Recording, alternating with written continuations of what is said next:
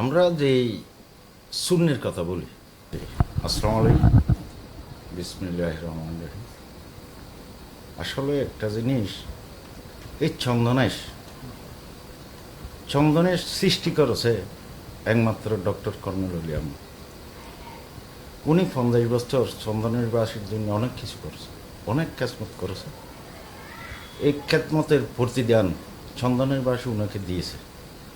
কারণ 2026 সালের নির্বাচনে ওনার বয়স, শেষ বয়সে উনি সুযোগ্য সন্তান প্রফেসর ওমর ফারুক সানি সাহেব, উনি একজন শিক্ষিত লোক, উনি একজন বিশ্ববিদ্যালয়ের প্রফেসর, ওনার সহধর্মিণী উনিও ঢাকা বিশ্ববিদ্যালয়ের একজন প্রফেসর। তো বলতে গেলে ওনার পুরো পরিবারটাই তো শিক্ষিত, শিক্ষার কারিগর। আমাদের জন্য আমাদের মহান নেতা এই ছেলেকে 20 বছর চন্দনেশের খেদমত করার জন্য অনেক কিছু শিখেছে। আশা করি আমাদের নেতার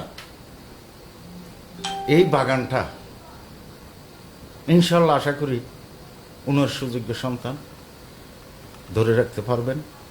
এগুলো কিন্তু চন্দনেশের মানুষ বুঝে গেছে।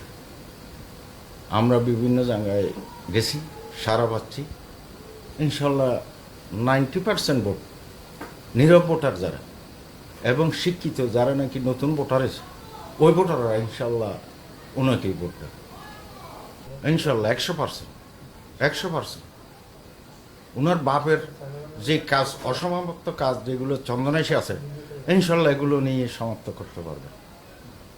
যার কারণ উনি একটা জিনিস, একটা শিক্ষিত ছেলে। আমি কেরানিয়াটের মধ্যে একটা বক্তব্য রাখছিল, উনি আমাদের চিটাঙের ভাষায় একটা কথা বলছিল, ছেলেদেরকে মা বাপের গালি দেওয়া এটা হলো ছেলের জন্য আশীর্বাদ, আর জনগণের গালি হলো সরকারের জন্য অভিশাপ। তাহলে একটা ছেলের কী ধরনের কথা এটা? এই কথাগুলো তো শিক্ষিত লোকেরাই বলে, এগুলো তো সবাই তো অনুভব করছে।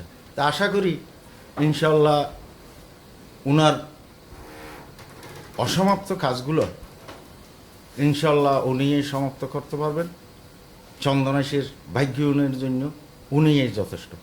আমরা যে সুন্নের কথা বলি, আমি একটা শিক্ষা প্রতিষ্ঠান শাহ আমানত মাদ্রাসা, এটা আমার পীর মুর্শিদ ঢাকা আজমপুর দায়রা শরীফের 7ম গদিনশীল, ওনাকে উপাধি দিছিল সুন্নি আলমলারা আমিরে শরীয়ত। ওই পীরের আমি গোলাম। আমার চাইতে তো আর সুন্নিতে বেশি কেহ করে আমি বিশ্বাস করি না। সুন্নি হলো একটা আকিদের জিনিস। যেমন আমার এই রাজনৈতিক নেতা ডক্টর কর্নেল উলিয়ামত সাহেব, উনার পীর মুর্শিদ হলো কারি নাসির উদ্দিন শাহ বর্মা। তো উনি যদি সুন্নি না হয়, উনি পীর কেমনে ধরল? সুন্নির মতাদর্শ হলো অলিদেরকে সম্মান করা, আমার নবীদেরকে সালাম দেওয়া, নবীকে সালাম দেওয়া এবং আল্লাহর হুকুম পালন করা, এটাই তো সুন্নি। তা আমরা তো সব কিছু করি। তাই আমি বলবো আমার সুন্নি ভাইদেরকে, আপনারা ওই জিনিসটা ভুলে যান। দেশের জন্য, দেশের মঙ্গলের জন্য, দেশের জন্য যে কাজ করবে তাকে ভোট দেবে।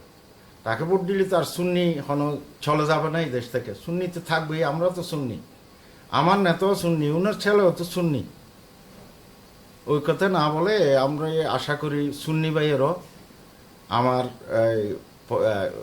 10 দলীয় জোটের প্রার্থী প্রফেসর ওমর ফারুক সানি ভাইকে ছাতা মার্কায় ভোট দেবেন, এই আশা ব্যক্ত করে সবাইকে ধন্যবাদ জানিয়ে আমার সংক্ষিপ্ত কথা এখানে শেষ করলাম।